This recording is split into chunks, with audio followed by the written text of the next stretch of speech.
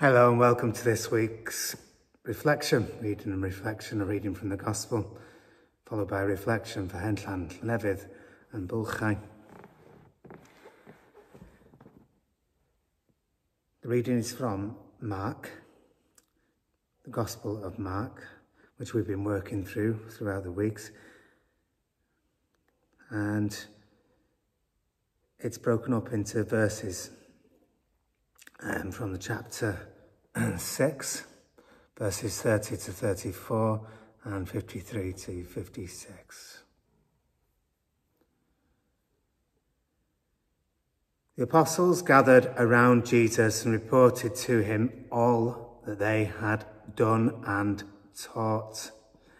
And then, because so many people were coming and going and they did not even have a chance to eat, he said to them, "Come with me by yourselves to a quiet place and get some rest." So they went away by themselves in a boat to a solitary place. But many who saw them leaving recognized them and ran on foot from all the towns and got there ahead of them.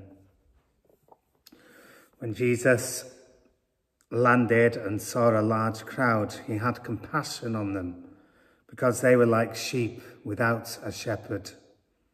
So he began teaching them many things. When they crossed over, they landed at Gennesaret and anchored there. As soon as they got out of the boat, people recognized Jesus. They ran throughout that whole region and carried the sick on mats to wherever they heard he was. And wherever he went, into villages, into towns, or into countryside, they placed the sick in the marketplaces. They begged him to let them touch even the edge of his cloak, and all who touched it were healed.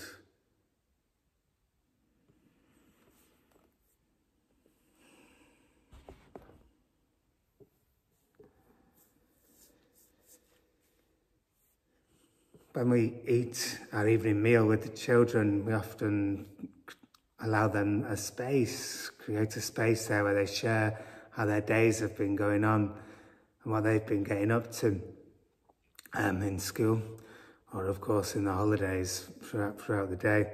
We'll discuss what's been happening in the evening meal.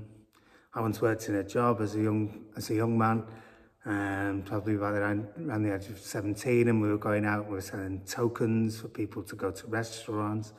And it had a really fantastic kind of energy to it, because you'd get home from being in the field with your team selling these tokens, you'd come back and you'd ring the bell at the end of the night and everyone would gather around and you'd say how much you'd done.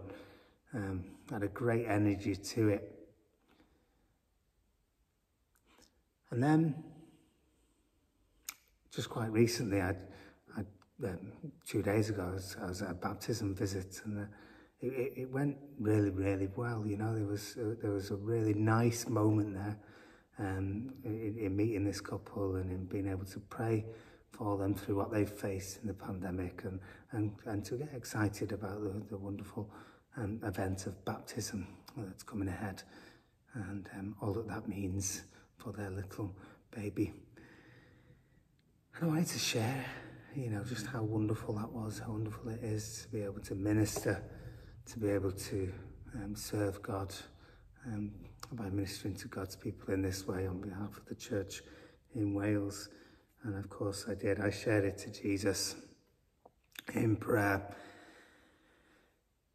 So all these forms of sharing in life we hear something of today in our gospel reading.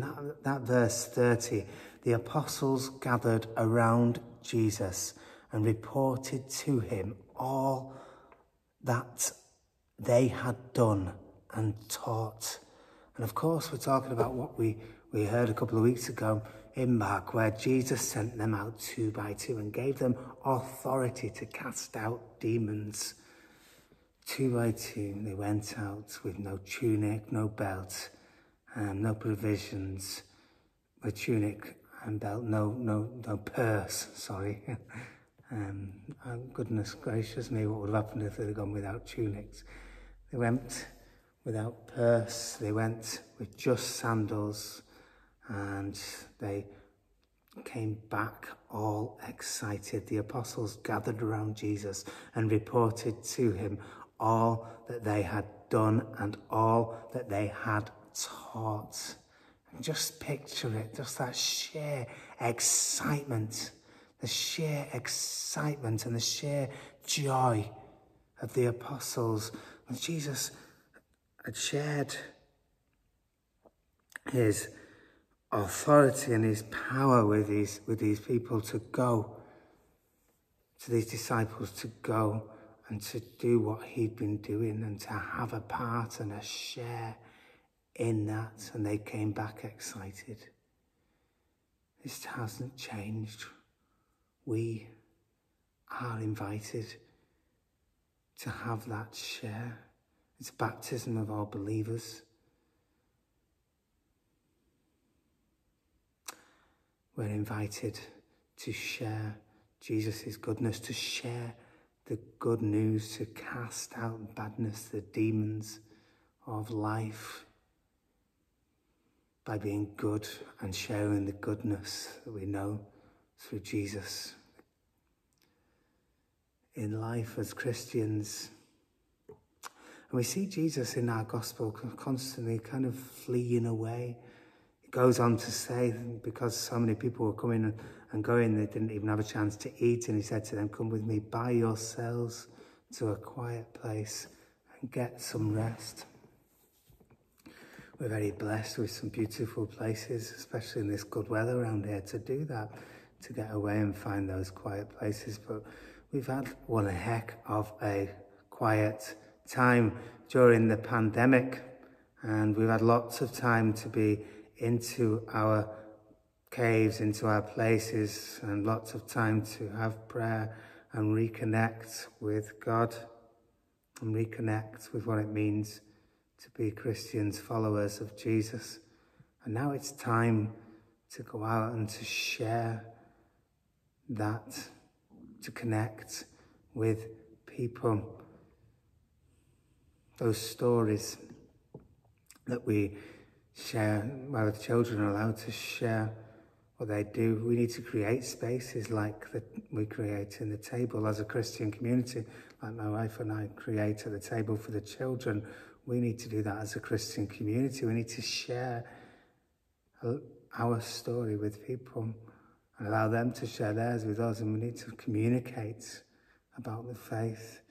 And it needs to be exciting. We need to come back and report to each other in the way that I did in that job when I was a young man.